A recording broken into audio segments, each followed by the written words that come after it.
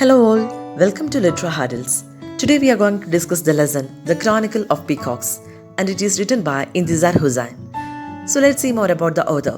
Intizar Hussain was a Pakistani writer of Urdu novels, short stories, poetry, non-fiction. He is widely recognized as a leading literary figure of Pakistan. He moved to Pakistan in 1947 and lived in Lahore. ഇന്തിസാർ Hussain ഒരു പാകിസ്ഥാനി റൈറ്ററാണ്. ഉറുദു ലാംഗ്വേജിലാണ് അദ്ദേഹം novels, short stories, poetry, non fiction തുടങ്ങിയവയൊക്കെ എഴുതിയിരുന്നത്. പാകിസ്ഥാനിലെ മികച്ച എഴുത്തുകാരിൽ ഒരാളായിരുന്നു ഇന്തിസാർ ഹുസൈൻ. 1947 അദ്ദേഹം പാകിസ്ഥാനിലെ ലാഹോറിലേക്ക് move ചെയ്തു, അവിടെ സെറ്റിലായി. For 6 decades, Hussain wrote prolifically on various kinds of literary, social, and political subjects and was very popular among readers. He has written dramas and tragedies of partition in a particular way. He wrote passionately about the hypocrisy of religious fundamentalism and environmental issues. സാമൂഹ്യപരവും രാഷ്ട്രീയപരവുമായിട്ടുള്ള കൃതികളെ കൂടാതെ ഒരുപാട് മറ്റനേകം കൃതികൾ ഏകദേശം 60 വർഷങ്ങൾ നീണ്ടുനിന്ന് തൻ്റെ literary ലൈഫിൽ അദ്ദേഹം എഴുതിയിട്ടുണ്ട്. ഇന്ത്യ പാകിസ്ഥാൻ പാർട്ടീഷൻ മൂലമുണ്ടായിട്ടുള്ള ദുഃഖങ്ങളും ദുരിതങ്ങളും അദ്ദേഹം അവതരിപ്പിച്ചത് വ്യത്യസ്തമായ ശൈലിയിലൂടെയായിരുന്നു. മനുഷ്യന് മേലുള്ള മതങ്ങളുടെ ആധിപത്യത്തെക്കുറിച്ചും എൻവയോൺമെൻറ്റൽ ഇഷ്യൂസിനെ കുറിച്ചുമെല്ലാം അദ്ദേഹം വളരെ പാഷനേറ്റ് ആയിട്ട് എഴുതിയിട്ടുണ്ട്. He was among the finalists of Man Booker Prize in 2013. The Seventh Door, Leaves and Basti are among his books that have been translated into English. Among his 5 novels, Basti received Global Prize. 2013 Man Booker പ്രൈസിൻ്റെ ഫൈനലിസ്റ്റുകളിൽ ഒരാളായി ഇടം പിടിച്ചിരുന്നു Intizar Husain. Seventh Door, Leaves and Basti ഇതൊക്കെ അദ്ദേഹത്തിൻ്റെ മികച്ച ബുക്കുകളാണ്. ഇവയെല്ലാം ഇംഗ്ലീഷിലേക്ക് ട്രാൻസ്ലേറ്റ് ചെയ്യപ്പെട്ടിട്ടുമുണ്ട്. 5 നോവൽസ് അദ്ദേഹം എഴുതിയതിൽ ബാസ്തി എന്ന നോവലിന് ഗ്ലോബൽ പ്രൈസും ലഭിച്ചിട്ടുണ്ട്. റൈറ്റ് സൈഡിലായിട്ട് ഞാനൊരു ടെക്സ്റ്റിൻ്റെ പിക്ചർ കൊടുത്തിട്ടുണ്ട്. A Chronicle of the peacocks എന്നാണ് ടെക്സ്റ്റിൻ്റെ പേര്. ഇന്തിസാർ ഹുസൈൻ എഴുതിയത്.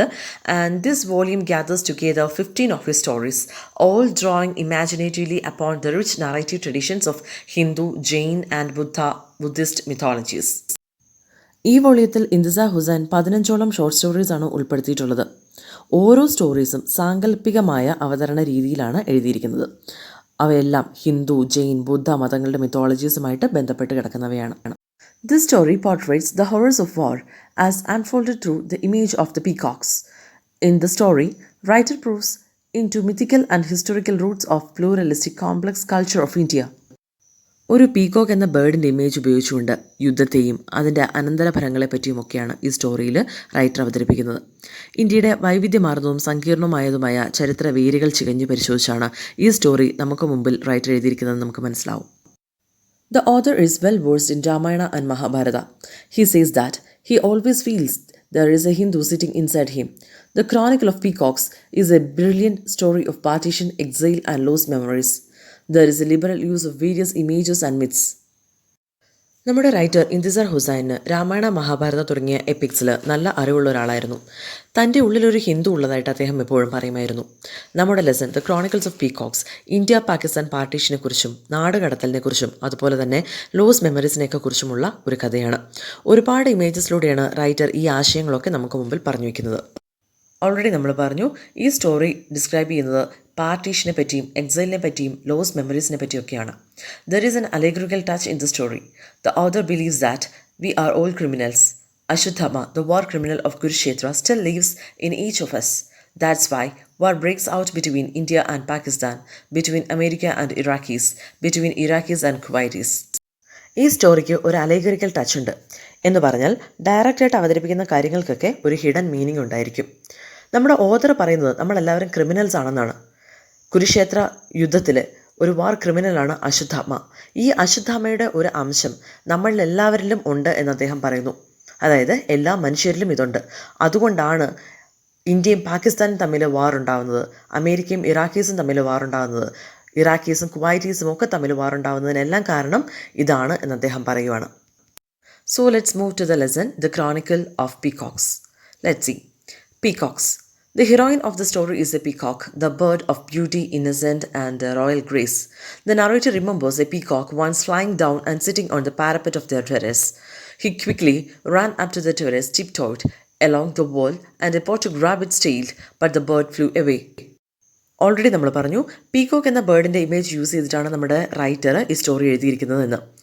The heroine of the story ഒരു പീകോക്ക് ആണെന്ന് പറയുന്നു. പീകോക്കിനെ bird of beauty, innocent, royal grace എന്നൊക്കെ നമുക്ക് വിശേഷിപ്പിക്കാം. അപ്പോൾ നറേറ്റർ പണ്ട് കാലത്തുണ്ടായിരുന്ന അദ്ദേഹത്തിൻ്റെ കുട്ടിക്കാലത്ത് സംഭവിച്ചൊരു കഥയെപ്പറ്റി ഇങ്ങനെ ജസ്റ്റ് ആലോചിക്കുകയാണ്. ഒരിക്കൽ അദ്ദേഹത്തിൻ്റെ ടെറസിൻ്റെ പാരപ്പറ്റിൽ ഒരു ചെറിയ പീക്കോക്ക് പറന്നു വന്നിരുന്നു. അദ്ദേഹം പതിയെ പതിയെ ടെറസിലൂടെ ചെന്ന് ഒച്ചയുണ്ടാക്കാതെ ചെന്ന് അതിൻ്റെ വാലിൽ പിടിക്കാനൊരു ശ്രമം നടത്തി. പക്ഷേ ആ പക്ഷി പറന്നുപോയി.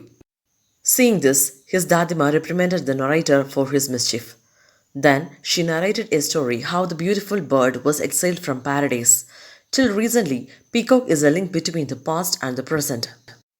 പീക്കോക്കിനെ പിടിക്കാൻ പോകുന്ന നാറേറ്ററിനെ കണ്ട അദ്ദേഹത്തിൻ്റെ ദാദിമ അദ്ദേഹത്തിന് ഒരുപാട് വഴക്ക് പറഞ്ഞു. എന്നിട്ട് പറഞ്ഞു, പീക്കോക്ക് എന്ന് പറയുന്നത് ഹെവൻലി ബേർഡാണ്. അത് പണ്ട് കാലത്ത് ദൈവം പാരഡൈസിൽ നിന്ന് അതിനെ പുറത്താക്കിയതാണ്. എന്നിട്ട് ആ കഥ അദ്ദേഹത്തിനോട് പറഞ്ഞു കൊടുക്കാനും തുടങ്ങി. ദാദിമ പറയുന്ന കഥ വെച്ച് നോക്കുകയാണെങ്കിൽ പീക്കോക്ക് എന്ന് പറയുന്ന ബേർഡ് പാസ്റ്റിനെയും പ്രസൻറ്റിനെയും ഒക്കെ കണക്ട് ചെയ്യുന്ന ഒരു ലിങ്കാണ്. സോ പീക്കോക്ക് എന്ന് പറഞ്ഞ ഈ ബ്യൂട്ടിഫുൾ ബേർഡ് പാരഡൈസിൽ നിന്ന് എങ്ങനെ പുറത്തായെന്ന് നമുക്ക് നോക്കാം. Once upon a time, the peacock was a bird of heaven. Once, the poor bird helped a blind old man to enter the kingdom of God. The old man was none other than the Satan, who disguised as an old man and went into the gates of a paradise. But the gatekeepers recognized that the old man was a Satan himself, so they refused to open the gate. So ദാദിമ പറഞ്ഞ കഥയിൽ peacock എങ്ങനെ പാരഡൈസിൽ നിന്ന് പുറത്തായി നോക്കാം. ഒരിക്കൽ peacock എന്ന bird സ്വർഗ്ഗലോകത്തെ പക്ഷിയായിരുന്നു. ഒരിക്കൽ ദൈവത്തിൻ്റെ സ്വന്തം രാജ്യത്തിലേക്ക് കടന്നു വന്ന ഒരു ബ്ലൈൻഡ് മാനെ പാരഡൈസിൽ കയറാൻ അനുവദിച്ചതിൻ്റെ പേരിൽ ദൈവം ആ പക്ഷിയെ പുറത്താക്കി. സൈറ്റൻ ആയിരുന്നു ആ ബ്ലൈൻഡ് മാൻ്റെ വേഷത്തിൽ അവിടേക്ക് വന്നത്. കാവൽ നിൽക്കുന്ന ഗേറ്റ് കീപ്പേഴ്സിന് ഇത് സൈറ്റൻ ആണെന്ന കാര്യം മനസ്സിലായി. സോ അവർ അയാളെ അകത്തേക്ക് കയറാൻ അനുവദിച്ചില്ല. A peacock who was sitting on the wall surrounded by the paradise felt sorry for the old man. He flew down and offered him help. Satan jumped on to the peacock's back and the bird flew into the paradise. Satan entered into the paradise and prompted Adam and Eve to eat the forbidden fruit. Both Adam and Eve were kicked out from the God's kingdom. Then God punished Peacock and exiled from heaven, and thus the peacock came to live on earth. ഒരു പാവം blind മാനെ പാരഡൈസിൽ enter ചെയ്യാൻ സമ്മതിക്കാതെ gate keepers തടയുന്നത് പാരഡൈസിൻ്റെ ചുറ്റുമതിലിരിക്കുകയായിരുന്ന peacock കാണുന്നുണ്ടായിരുന്നു. ഇത് കണ്ട് പീക്കോക്കിന് വല്ലാണ്ട് പാവം തോന്നി. അത് താഴേക്ക് പറന്നു വന്ന് സെയ്റ്റന് ഹെൽപ്പ് ഓഫർ ചെയ്തു. സെയ്റ്റൻ പീക്കോക്കിൻ്റെ ബാക്കിലേക്ക് ചാടിക്കയറി. അങ്ങനെ പീക്കോക്ക് സെയ്റ്റനെയും കൊണ്ട് ദൈവത്തിൻ്റെ പാരഡൈസിലേക്ക് എത്തി. ഈഡൻ ഗാർഡനിൽ എത്തിയ സെയ്റ്റൻ അവിടെ ആഡമിനെയും ഈവിനെയും കൊണ്ട് വിലക്കപ്പെട്ട ഖനി കഴിപ്പിച്ചു. അങ്ങനെ അവസാനം ആഡമിനെയും ഈവിനെയും ദൈവം പാരഡൈസിൽ നിന്ന് പുറത്താക്കി. സെയ്റ്റനെ പാരഡൈസിൽ കയറാൻ അനുവദിച്ച പീക്കോക്കിനെയും ദൈവം പുറത്താക്കി. അങ്ങനെ ആ ഹെവൻലി ബേർഡ് ഭൂമിയിലേക്ക് എത്തപ്പെട്ടു. സോ നമ്മൾ നെക്സ്റ്റ് നോക്കാൻ പോകുന്നത് നമ്മുടെ നറേറ്ററിനെ വല്ലാണ്ട് ഡിസ്റ്റർബ് ചെയ്ത പത്രത്തിൽ വന്നൊരു വാർത്തയെക്കുറിച്ചാണ്. So let's see. The storyteller was disturbed by the news item in a newspaper about the peacocks in Rajasthan flying up into the sky, frightened by the explosion of the atom bomb. The peacocks of Rajasthan were frightened to death by the competitive testing of nuclear weapons by India and Pakistan in May 1988. The news remembered him of the thousands of peacock he had seen there during the visit to Jaipur. He also remembered the view outside when he opened a window of guest house in Jaipur. 1998 May മാസം ഇന്ത്യയും പാകിസ്ഥാനും തമ്മിൽ മത്സരിച്ച് അണുബോംബ് test ചെയ്തിരുന്ന ഒരു സമയമാണ്. രാജസ്ഥാനിലെ ഡെസേർട്ടിൽ വെച്ചായിരുന്നു ഇന്ത്യ പരീക്ഷണം നടത്തിയിരുന്നത്. അവിടെ ഒരു പറ്റം പീകോക്സിനെ കാണാൻ സാധിക്കുമായിരുന്നു. ഈ അണുബോംബ് പരീക്ഷണത്തിന് ശേഷം അവയെല്ലാം മരണഭയത്തോടെ ആകാശത്തേക്ക് പറന്നു ഉയരാൻ ശ്രമിക്കുന്നതായിട്ട് ഒരു ചെറിയ ന്യൂസ് പത്രത്തിൽ വന്നിരുന്നു. ഈ ന്യൂസ് കണ്ടപ്പോൾ പണ്ട് ജയ്പൂരിൽ ഒരു വിസിറ്റിന് പോയത് ഇന്തിസാർ ഹുസൈൻ ഓർക്കുകയാണ്. അന്ന് താൻ തങ്ങിയിരുന്ന ഗസ്റ്റ് ഹൗസിൻ്റെ വിൻഡോ ഓപ്പൺ ചെയ്തപ്പോൾ ഒരു പറ്റം പീകോക്സ് കൂട്ടം കൂടിയിരിക്കുന്ന മനോഹരമായ കാഴ്ചയായിരുന്നു അദ്ദേഹം കണ്ടത്. Wherever he looks, there were peacocks with bright blue tails. That sight was breathtaking. Immediately after coming across the news of the frightened peacock in Rajasthan, the narrator wrote a column expressing his sympathy for the magnificent birds. He imagines the city now, and all he can see now is a deadly desolation. അന്ന് എവിടെ നോക്കിയാലും മനോഹരമായ നീല നിറമുള്ള പീലികളോട് കൂടിയ പീകോക്സിനെ കാണാൻ സാധിക്കുമായിരുന്നു. രാജസ്ഥാനിലെ പേടിച്ചിരണ്ട പീകോക്സിനെ കുറിച്ചുള്ള ന്യൂസ് കണ്ട ശേഷം നറേറ്റർ പീകോക്സിനോടുള്ള തൻ്റെ സിമ്പതികളെല്ലാം ചേർത്തുകൊണ്ട് ഒരു കോളം എഴുതാൻ തീരുമാനിച്ചു. അദ്ദേഹം പീകോക്സ് ഇല്ലാത്ത ആ സിറ്റിയെ ഇമാജിൻ ചെയ്തു. It was deadly desolated. The narrator was not satisfied by only giving a column of news. He felt that he had not done his duty. This thought disturbed him in the same way as a small fish had disturbed Manuji. Manuji had once caught a small fish which disturbed him while he was praying in the water. രാജസ്ഥാനിലെ പേടിച്ചരണ്ട പീകോക്സിനെ പറ്റി ഒരു colon news കൊടുത്തതുകൊണ്ട് മാത്രം തൻ്റെ duty കഴിഞ്ഞോ എന്നാണ് പിന്നീട് അദ്ദേഹം ചിന്തിച്ചത്. ഈ ചിന്ത പിന്നീട് ചെന്ന് നിന്നത് പഴയ ഒരു മിത്തിക്കൽ സ്റ്റോറിയിലാണ്. പണ്ട് മനു മഹർഷി വെള്ളത്തിൽ നിന്ന് പ്രാർത്ഥിച്ചുകൊണ്ടിരിക്കുമ്പോൾ ഒരു ചെറിയ ഫിഷ് അദ്ദേഹത്തിൻ്റെ കയ്യിൽ വന്നു വിട്ടു. തന്നെ രക്ഷിക്കണമെന്ന് ആ ഫിഷ് അദ്ദേഹത്തോട് റിക്വസ്റ്റ് ചെയ്തു. അപ്പോൾ അദ്ദേഹം എന്താ ചെയ്തതെന്ന് വെച്ചാൽ ആ ഫിഷിനെ ഒരു ചെറിയൊരു പോട്ടിലേക്കാക്കി അങ്ങനെ തൻ്റെ ഡ്യൂട്ടിയൊക്കെ കഴിഞ്ഞു എന്ന് കരുതി. പക്ഷേ എന്താ സംഭവിച്ചതെന്ന് ചോദിച്ചാൽ ആ ഫിഷ് അവിടെ കിടന്ന് ഭയങ്കരമായിട്ട് വലുതായി. The fish, however, became too large for the lake, and then Manuji released it into the river. Again, it started to grow, and finally, Manuji had to carry it into the sea. പിന്നീട് അദ്ദേഹം എന്ത് ചെയ്തെന്നോ, ആ ഫിഷിനെ ഒരു പോണ്ടിലേക്ക് മാറ്റി. അവിടെ കിടന്നത് വീണ്ടും വലുതായി. പിന്നീട് അദ്ദേഹം ഒരു ലേക്കിലേക്ക് മാറ്റി. വീണ്ടും അത് വലുതായി. പിന്നെ റിവറിലേക്ക് മാറ്റി. അവിടെ കിടന്ന് വീണ്ടും അത് വലുതായി. അങ്ങനെ അദ്ദേഹം അവസാനം ഒരു സീയിൽ കൊണ്ട് അതിനെ ഇട്ടു. അവിടെ കിടന്നും അത് വലുതായി. Now the king realized that the fish was none other than Lord Vishnu himself. In the same way, a news item which a journalist thought of a little importance, more than 2 lines, overwhelmed the narrator's imagination. എന്തെങ്കിലുമൊക്കെ ചെയ്തു വെച്ചാൽ തൻ്റെ കടമകൾ കഴിഞ്ഞു എന്ന് കരുതാതിരിക്കാൻ മഹാവിഷ്ണു തന്നെയാണ് ഒരു മീനിൻ്റെ രൂപത്തിൽ അവതരിച്ചതെന്ന് കരുതപ്പെടുന്നു. തൻ്റെ കടമകൾ താനും ഇതുപോലെ തന്നെ ചെയ്തു തീർത്തോ എന്ന് ഇന്തിസാർ ഹുസൈൻ ആലോചിച്ചു തുടങ്ങി. ആരും വലിയ ഇമ്പോർട്ടൻസ് കൊടുക്കാതിരുന്ന രാജസ്ഥാൻ ഡെസേർട്ടിലെ ആ പീകോക്സിന് സംഭവിച്ചത് എന്തൊക്കെയായിരിക്കും എന്ന് അദ്ദേഹം ആലോചിച്ച് വീണ്ടും കൂട്ടാൻ തുടങ്ങി. Next image in the story was that of a forlorn duck. The author presently reminded of the image of a forlorn duck on the edge of the sea, covered with a foul effluent. Once the sea was shiny like ambrosia. Now it's all poisoned. ഈ സ്റ്റോറിയിലേക്ക് ഇന്തിസാർ ഹുസൈൻ അടുത്തതായിട്ട് present ചെയ്യുന്ന image ഒറ്റയ്ക്ക് നിൽക്കുന്ന ഒരു ഫോർലോൺ ഡാക്കിൻ്റേതാണ്. ദുർഗന്ധം വമിക്കുന്ന മാലിന്യങ്ങൾ നിറഞ്ഞ സീയുടെ ഒരു എഡ്ജിൽ നിൽക്കുന്ന ആ ഡാക്കിനെ കുറിച്ച് അദ്ദേഹം ഓർക്കുന്നു. ഒരു കാലത്ത് നല്ല തെളിഞ്ഞ വെള്ളമായിരുന്ന ഈ സീയിൽ ഇപ്പോൾ പോയിസൺ ആണ് ഉള്ളതെന്നും അദ്ദേഹം ഓർത്തു പോവുകയാണ്.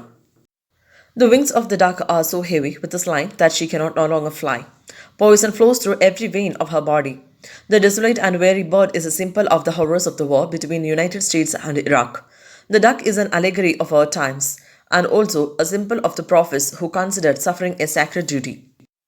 മാലിന്യങ്ങളാൽ ആ ഡാക്കിൻ്റെ ചിറകുകൾക്ക് ഭാരം കൂടിയിരുന്നു. അതിനാൽ ആ പക്ഷിക്ക് പറക്കാനേ കഴിയുമായിരുന്നില്ല. ആ പാവം പക്ഷിയുടെ ശരീരത്തിലൂടെ ഇപ്പോൾ ഒഴുകുന്നത് പോയിസൺ മിക്സ്ഡ് ആയിട്ടുള്ള ബ്ലഡ് ആയിരിക്കും. 1990s 1990കളിൽ അമേരിക്കയും ഇറാഖും തമ്മിലുണ്ടായ യുദ്ധത്തിൻ്റെ ആഫ്റ്റർ ഇഫക്റ്റാണ് ഈ ഒരു ഡക്ക് ഇമേജ്. ഈ ഡക്കിൻ്റെ ഈ അവസ്ഥയ്ക്ക് കാരണം എന്ന് റൈറ്റർ പറയുന്നു. മനുഷ്യന്മാർ തമ്മിലുള്ള യുദ്ധത്തിനിടയിൽ പ്രകൃതിയും അതിലെ ജീവജാലങ്ങളും ഒരുപാട് സഫർ ചെയ്യുന്നുണ്ട് എന്ന് നമുക്ക് മനസ്സിലാക്കാം. മറ്റുള്ളവർക്ക് വേണ്ടി ജീവത്യാഗം ചെയ്യുന്നത് ഒരു പുണ്യപ്രവൃത്തിയായി കാണുന്ന പ്രോഫറ്റ്സിൻ്റെ സിമ്പിളായിട്ട് ഈ ഡക്കിനെ നമുക്ക് കാണാൻ ശ്രമിക്കാം. Because of the cruelties committed by man, the beautiful royal swans also disappeared from the world. Once upon a time, both peacocks and royal swans were considered as the kings of the universe.